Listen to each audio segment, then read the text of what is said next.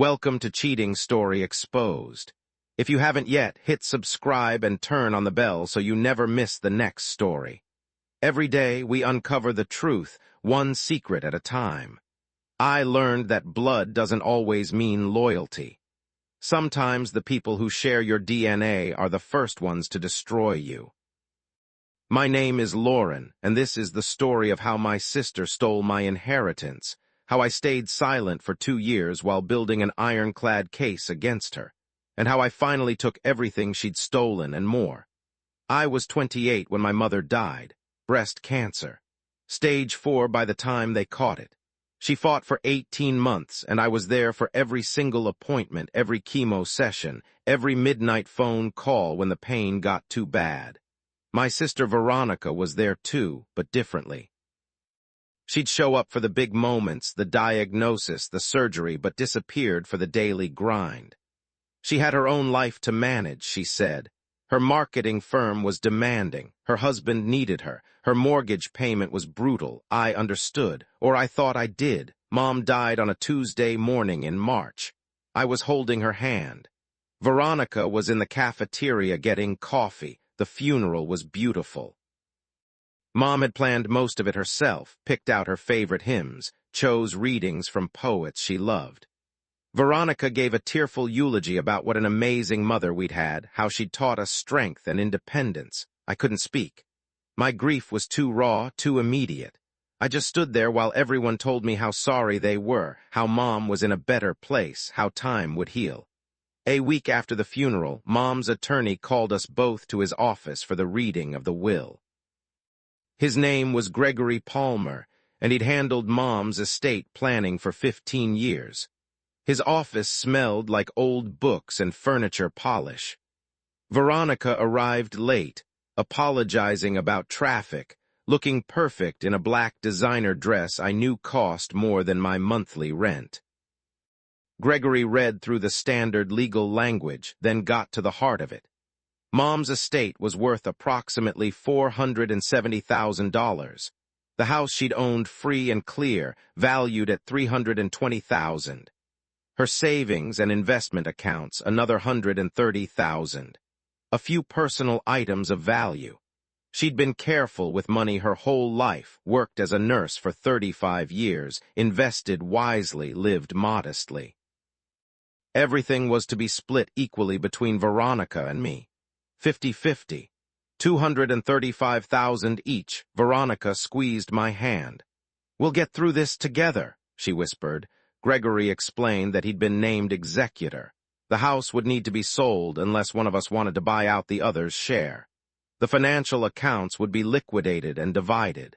He estimated the whole process would take 4 to 6 months, given the need to clear probate and handle the real estate transaction. I nodded along, numb with grief, trying to process that my mother was really gone and now we were dividing up her life into dollar amounts. That's when Veronica spoke up. "Actually, Gregory, there's something we need to discuss." She pulled a folder from her bag. Mom and I had several conversations in her final months. She was worried about fairness. I looked at her, confused. Veronica continued. "Lauren, you know I've been struggling financially. The business has been rough, and Mom knew that. She also knew you've been doing well with your accounting job, living simply, no major expenses." She slid papers across Gregory's desk. "Mom modified her will 6 weeks before she died. She wanted to make sure I had enough to stabilize my situation." Gregory frowned, picking up the documents. "Veronica, I don't have any record of a will modification." "Mom went to another attorney," Veronica said smoothly. "She didn't want to burden you while you were handling so much else for her. This is properly executed codicil, witnessed and notarized. It changes the distribution to 65% for me, 35% for Lauren." The room seemed to tilt. I tried to process the numbers. "That's over 300,000 for you and only 165 for me." "Mom felt it was fair," Veronica said, not meeting my eyes. "Given our different circumstances." Gregory was reading the document carefully, his frown deepening. "This appears properly executed," he said slowly. "But I'm troubled that your mother didn't mention this to me. We spoke just 3 weeks before she passed." She probably forgot, Veronica said. The medication made her foggy sometimes. I felt like I'd been punched. Mom had never said anything to me about changing her will. We talked about everything during those final weeks. She told me she wanted us to be taken care of equally, that she didn't want money to ever come between us. I need to verify this, Gregory said. I'll need to contact the attorney who allegedly prepared this codicil, confirm its validity. In the meantime, we'll proceed with the original will's provisions. Veronica's jaw tightened. How long will that take? A few weeks at most. Over the next month, I tried to talk to Veronica about it. She avoided my calls, responded to texts with short, defensive messages. Mom made her choice. I'm sorry you're upset, but this is what she wanted. Except I didn't believe that. I couldn't believe it. Gregory called 6 weeks later. His voice was careful, measured. Lauren, I verified the codicil. The attorney who prepared it is legitimate, a probate specialist in Riverside. The document appears valid. The witnesses have confirmed their signatures. Unless you want to challenge it in court, which would be expensive and time-consuming with no guarantee of success, we'll need to proceed with the modified distribution. Did you speak to Mom's doctor? I asked about her mental state. 6 weeks before she died? I did. He said she was lucid, though in pain. There's no evidence of diminished capacity. I felt sick. This isn't right, Gregory. I understand your concern, but legally everything appears in order. I hired my own attorney, spent $3,000 I couldn't really afford on a consultation and preliminary review. He told me the same thing. The codicil was technically valid. Challenging it would cost tens of thousands in legal fees, and the burden of proof would be on me to show either that Mom lacked capacity or that Veronica had somehow coerced her. Without clear evidence of either, I'd likely lose, so I dropped it. Or seemed to. The house sold 4 months after Mom's death. After Gregory's fees and final expenses, the estate totaled $452,000. Veronica received $293,000. I received $159,000. Veronica sent me a text the day the checks were distributed. I hope we can move past this. Mom would want us to stay close. I didn't respond. Instead, I started digging. I'm an accountant. I'm good with numbers, good with records, good with patterns, and something about this whole situation felt wrong in ways I couldn't quite articulate. Mom had been careful about paperwork her entire life. She'd updated her will with Gregory 3 years earlier, had discussed her wishes openly with both of us.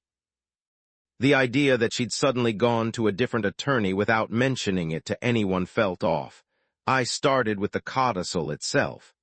I'd gotten a copy during the probate process. The attorney listed was Derek Ramsey, Riverside Estate Planning. I looked him up online. Legitimate practice, good reviews, been operating for 12 years, nothing suspicious. But then I looked at the witnesses. 2 names I didn't recognize, Patricia Holland and Marcus Wright. The codicil required 2 witnesses who weren't beneficiaries. I tracked them down through public records. Patricia Holland was a paralegal at Ramsey's firm. That made sense. Marcus Wright took longer to find. He was Veronica's husband's business partner. That caught my attention. It wasn't illegal for a witness to know one of the beneficiaries, but it was odd. And it suggested Veronica had been more involved in arranging this codicil than she'd implied. I kept digging. I requested Mom's medical records from her final months, looking for any mention of estate planning or meetings with attorneys. Nothing. Her calendar, which she'd kept meticulously on her phone, showed no appointments with Derek Ramsey or anyone else from his firm. Then I looked at the date on the codicil. February 14th, 6 weeks before Mom died. I checked my own calendar from that time. February 14th was a Friday. I'd been with Mom that entire day. We'd watched movies together because she was too weak for much else. I'd made her soup for lunch. She'd napped most of the afternoon while I worked on my laptop beside her bed. There was no way she'd met with an attorney that day. I called Derek Ramsey's office, said I was following up on some estate issues. The receptionist was helpful. "Oh yes, Ms. Chen, your sister made that appointment. She brought your mother in on, let me check, February 14th, around 2 in the afternoon. And my mother was definitely there," I asked. "Physically present?" "Of course." Mr. Ramsey met with her privately, then called in witnesses for the signing. I thanked her and hung up, 2 in the afternoon on February 14th. I'd been with Mom the entire afternoon. She'd never left her bed. Someone had committed fraud, and I was going to prove it. Over the next 6 months, I became obsessive. I gathered everything I could find. I pulled Mom's phone records, showing no calls to or from Ramsey's office. I got statements from the hospice nurses who'd been with Mom during her final weeks, documenting her condition and mobility. Several of them remembered February 14th specifically because it had been Valentine's Day and one nurse had brought Mom flowers. She was bedbound by then, Nurse Patricia told me. She couldn't have gone to an attorney's office even if she'd wanted to. We'd have needed to arrange medical transport. I documented everything in a spreadsheet, creating a timeline that proved Mom couldn't have been at Ramsey's office on February 14th. But that wasn't enough. I needed to understand why. I started looking at Veronica's finances. She'd always been private about money, but her social media told a story. Her husband Cameron's business, a tech startup, had been struggling for years. They'd bought a house 3 years earlier, a massive 4-bedroom in an expensive neighborhood, clearly stretching beyond their means. In the months before Mom's death, Veronica's posts had shifted. Less showing off, more subtle stress. Complaints about work pressures. Vague references to challenges and tough seasons. I hired a private investigator, spent another $5,000 I told myself would be worth it. His name was Dennis Powell, a former police detective who specialized in financial fraud. Dennis came back 3 weeks later with a file 6 inches thick. "Your sister's in deep trouble," he said, spreading papers across my kitchen table. "She and her husband are drowning in debt. They took out a second mortgage 18 months ago. They've got 4 maxed-out credit cards. Cameron's business filed for bankruptcy 8 months ago. They're 3 months behind on their mortgage payments. The bank sent them a foreclosure notice 2 months before your mother died."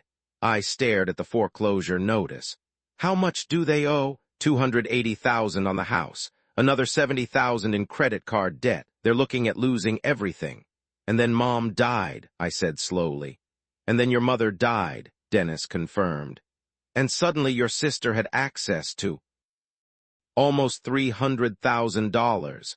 I pulled up Veronica's mortgage records. She'd made a massive payment 3 weeks after receiving her inheritance, enough to bring the mortgage current and pay down a significant chunk of principal. The credit cards had been paid off entirely. She'd stolen my inheritance to save herself from financial ruin. But I still needed to prove the codicil was fraudulent. Dennis and I strategized. We needed to demonstrate that Mom hadn't been at Ramsey's office, that someone had forged her signature, or that she'd been misrepresented. We needed evidence strong enough that the bank and probate court couldn't ignore it. I went back to Ramsey's office, this time in person. I told the receptionist I was considering estate planning and wanted to understand their process. She walked me through it, showed me the conference room where signings typically happened. "Do you keep visitor logs?" I asked casually. "We do, security requirement." "Could I see an example? I'm curious about the process." She pulled up their system, showing me a generic log entry.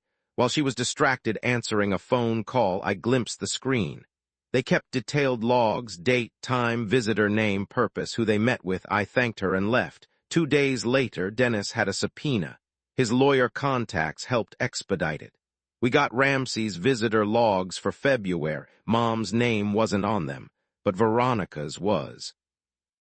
Veronica Chen, February 14th, 2:15 p.m., meeting with Derek Ramsey. Purpose: estate planning. Veronica had gone to the meeting. Not Mom. I took everything to a forensic document examiner. The codicil, samples of Mom's real signature from the original will and other documents, The visitor logs, the medical records, the nurse statements. Doctor. Helena Marsh was a certified expert who testified in dozens of fraud cases. She examined the codicil's signature for 3 weeks, using specialized equipment and comparison techniques. Her report was damning. The signature on the codicil shows multiple indicators of forgery, she wrote. Hesitation marks, unnatural pen pressure variations, and structural differences from known exemplars of the decedent's signature. It's my professional opinion that this signature was not made by Catherine Chen. I had everything I needed, but I didn't go to the probate court. That would take months, maybe years. Veronica would lawyer up, drag everything out, spend whatever she needed to protect herself. Instead, I went to the bank. Veronica's mortgage was with Pacific Trust Bank. I made an appointment with their fraud investigation department. The manager's name was Richard Lynn, a careful man in his 50s who listened to my story without interruption. I laid out everything. The forged codicil.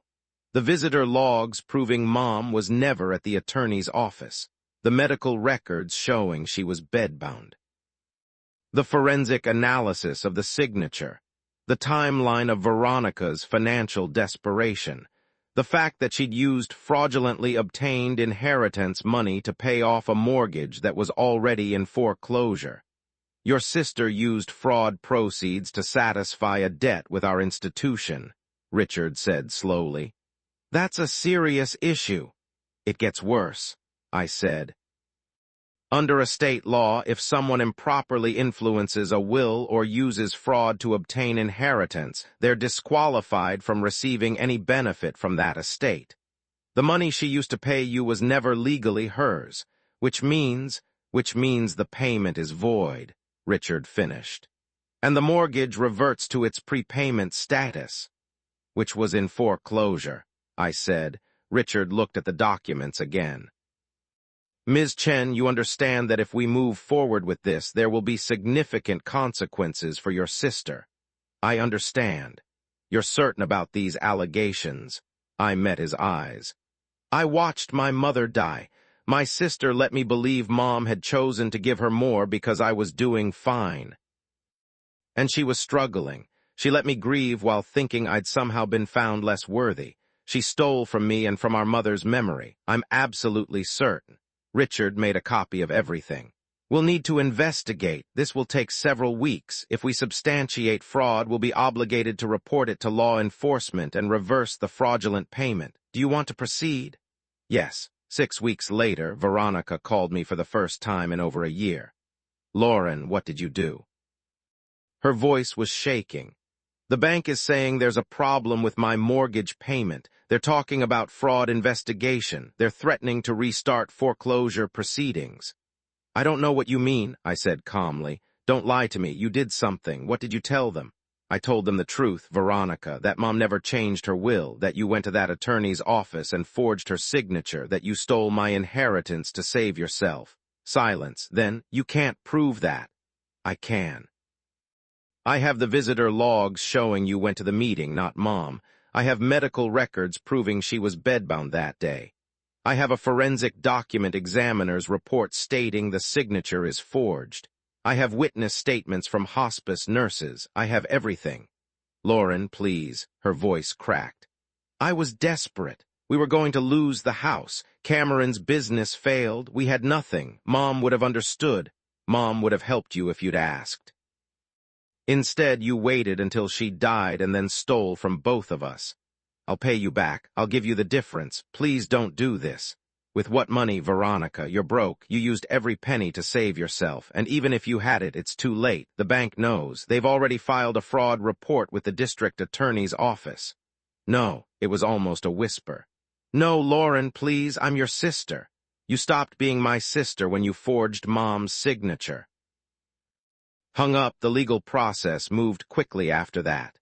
Pacific Trust Bank reversed Veronica's payment, citing fraud. Her mortgage immediately reverted to foreclosure status.